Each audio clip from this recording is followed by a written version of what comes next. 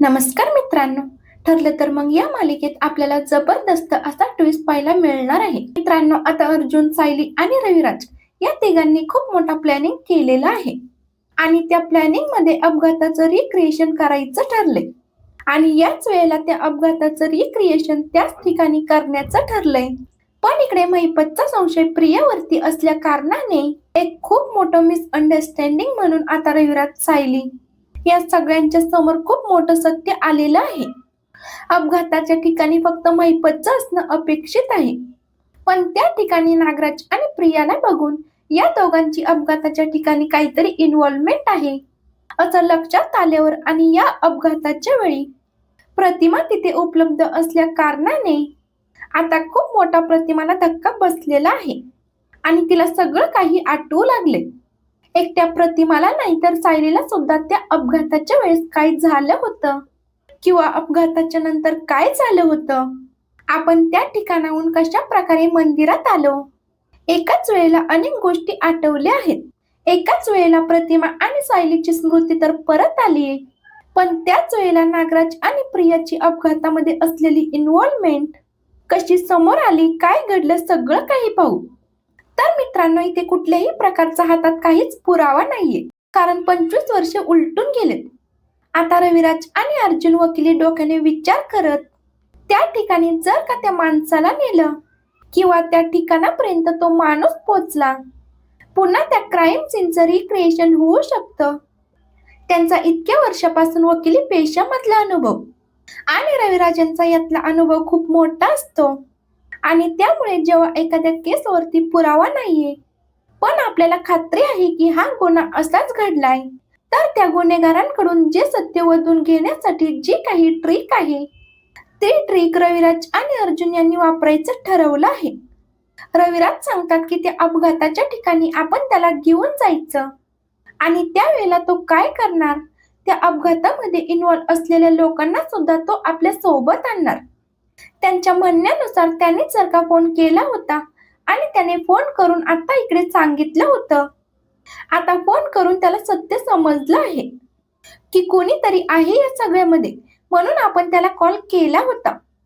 म्हणजे या कांडमध्ये दुसरं कोणीतरी आहे किंवा त्याला सुपारी मिळाली, तो माणूस तिकडे 100% येणार आणि त्या माणसापर्यंत जर का आपण पोहोचलो तर अपघात कसा झाला हे आपल्याला समजेल. तर दुसरीकडे नागराज, महिपत आणि प्रिया बोलत असतात. महिपत म्हणत असतो की मला काय वाटतं, 25 वर्षापूर्वी आपण ज्या तन्वीला मारण्याचा प्रयत्न केला होता ती जिवंत राहिली, पण आता 25 वर्षानंतर आपण ते काम करूया. नागराज आणि प्रिया म्हणतात पण महिपत हे रिस्की असू शकतं. तेव्हा महिपत सांगतो की काही नाही, जर ते अर्जुन, सायली मला धमकी देत आहेत तर त्यांना या जगात राहायचं काम नाही, मी त्यांना या जगातून उठवणार आहे. आता आजच्या रात्रीला जो कोणी या सगळ्यामध्ये आहे किंवा ज्यांनी कोणी मला अडकवण्याचा प्रयत्न केलाय त्याला मी संपवणार. आज रात्री पुन्हा आपण 25 वर्षापूर्वीचा अपघात पुन्हा एकदा सत्यात उतरवायचंय. इकडे या दोघांचं बोलणं चाललंय तर इकडे रविराज आणि अर्जुन सुद्धा या अपघाताचं रिक्रिएशन करायचं ठरवलंय. तर रविराज अर्जुनला सांगत असतात की हे बघ अर्जुन, त्याला हलक्यात घेऊन आपल्याला चालणार नाहीये, कारण महिपत वाटतोय तितका साधा सोपा माणूस नाहीये आणि त्याच्या सोबत किती माणसं आहेत याची सुद्धा आपल्याला काहीच कल्पना नाहीये. म्हणून मला काय वाटतंय माहितीये का, आपण या सगळ्यामध्ये काहीही झालं तरी सुद्धा महिपतला हलक्यात घ्यायला नको. त्या अर्जुन म्हणतो सिनियर, आता आपण त्या ठिकाणी कसं काय जायचं. तेव्हा रविराज म्हणतात की हे बघ, काहीही झालं तरी त्याच्या समोर आता आपण यायचं नाही, मी पण यावेळेला तुझ्या सोबत येतो. म्हणजे ज्या ठिकाणी अपघात झालाय त्याचा खडा न खडा माहिती, म्हणजे तो अपघात कसा झाला होता, काय झालं होतं, हे फक्त आणि फक्त मी चांगल्या पद्धतीने सांगू शकतो. तुम्ही एका कारमध्ये आणि मी एका कारमध्ये, आता आपण असं जायचं आहे. त्यानंतर आपण एक काम करायचे की काहीही झालं तरी सुद्धा आपण त्या महिपतला दिसायचं नाहीये, आपण लपून बसायचे आणि आपण बघूया त्याचा साथीदार कोण आहे तो. असं म्हणत हे तिघे जण आता कारमध्ये बसून लपून छपून जाण्याचा प्रयत्न करत आहेत. त्यानंतर महिपत, प्रिया आणि इकडे नागराज ते तिघे जण तिकडे पोहोचले आज रात्री आपण तिघे जण जायचं आहे, पण कारमध्ये लपून. असं म्हणत तिघे जण त्या रात्री ज्या वेळेला जी वेळ ठरली आहे त्यावेळी महिपत चित्रेला घाबरवण्याचं काम ठरलंय. जिथे ऍक्सिडेंट झालाय तिथे पाहतात.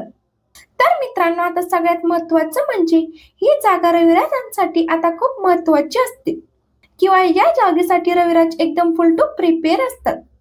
रविराजांना या सगळ्यामध्ये या जागेची इतकी माहिती असते, कारण ज्या वेळेला या दोघी जणी इकडे आता हरवल्या होत्या, त्या अपघाताच्या नंतर येणं जाणं केलंय. इतक्या वेळा ते जाऊन आलेले आहेत की त्यांना ती जागा तोंड पाठ आहे. त्यामुळे कुठे लपायचं, कसं लपायचं हे सगळं काही त्यांना माहिती आहे. पण बाकी कोणाला इतकी त्या जागेची माहिती नाहीये जितकी माहिती आता इकडे रविराजांना आहे.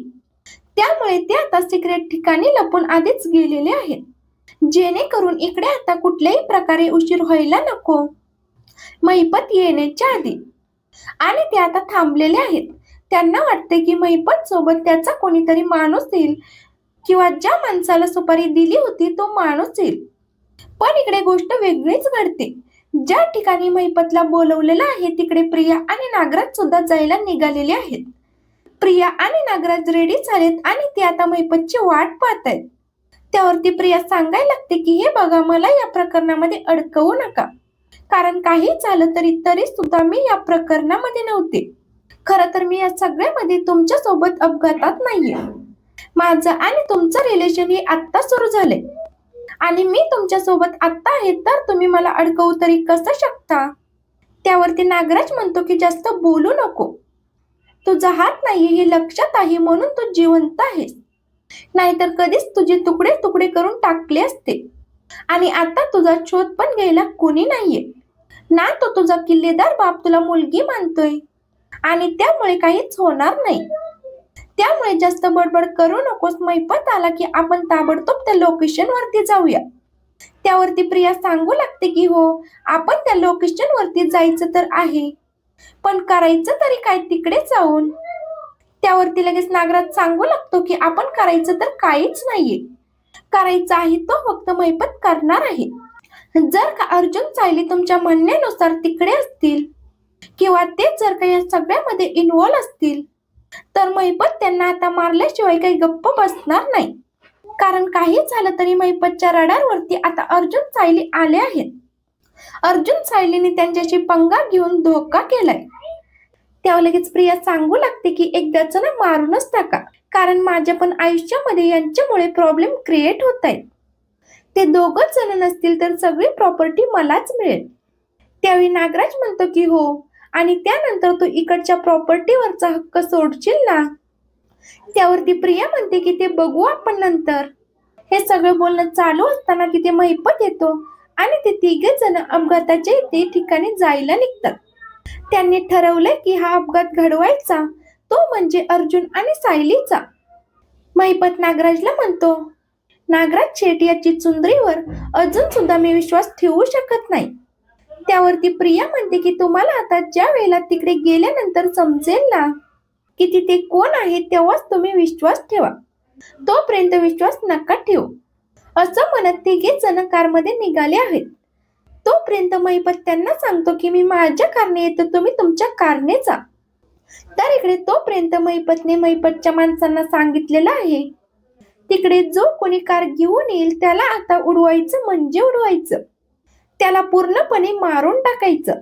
आणि आता असं सांगितल्यामुळे तिकडे आता दुसरं तिसरं कार घेऊन कुणीच आलेलं नाहीये. तिकडे आता कार घेऊन आलेले आहेत ते म्हणजे प्रिया आणि नागराज. आणि महिपतच्या माणसांनी त्यांनाच उडवले. महिपतच्या माणसांनी उडवल्यावरती महिपत आता इकडे येऊन बाजूला उभा राहिलाय आणि हे काय घडलं, बाकी दुसरं कुणीच कसं काय आलेलं नाहीये असं म्हणत महिपत आता त्या कारमध्ये बसतो आणि म्हणतो, हे काय झालं? त्यावरती नागराज म्हणतो की अरे महिपत, तुझ्या माणसांनी काय घोळ घातला? त्याला दुसरं कोणी दिसलं नाही का? आम्हाला मारायला सांगितलंस का तू आमच्यासोबत उलटा गेम खेळतोस का? महिपत म्हणतो, नागराज शेठ, मी का उलटा गेम करेन? त्यांचं हे सगळं काही चालू असताना इकडे लपून बसलेले अर्जुन, सायली आणि रविराज त्यांनी हे सगळं काही ऐकलेलं आहे. तर मित्रांनो, इथूनच खरा आता नागराज आणि प्रिया यांचा कर्दन काळ सुरू झालेला आहे. आतापर्यंत महिपतच या सगळ्यामध्ये आहे असं रविराज आणि अर्जुनला वाटत होतं. आणि अचानक सिच्युएशन बदलली आहे आणि त्यानंतर या सगळ्याचा परिणाम इतका भयंकर झालाय. ज्या वेळेला हे तिघे जण लपून बसलेत आणि या तिघांना अनपेक्षित असा प्रकार घडलाय. नागराज आणि प्रिया या सगळ्यामध्ये इन्व्हॉल्व आहेत हे आता समोर आलेलं आहे आणि त्यानंतर सगळ्यांनाच खूप मोठा धक्का बसलेला आहे.